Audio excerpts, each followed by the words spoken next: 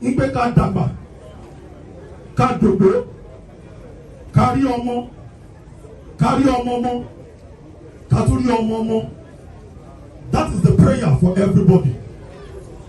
But síbẹ̀, Ọlọ́run ló mọ ohun gbogbo tó sì ń fi àkókò fún ènìyàn. Gẹ́gẹ́ bí a ti jókòó lénìí, mo fẹ́ ká wo ara wa. Ṣé èmi náà ní àkókò?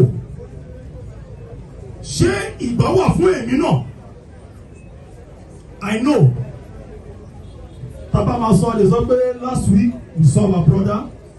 Last month I discussed. A ní plan. A lóhun tá fẹ́ ṣe. Bíbélì pàápàá tilẹ̀ sọ ohun kan. Ó ní ọlọ́rọ̀. Ó kó ọrọ̀ jọ. Ó ní èmi máa rà. Èmi máa tà.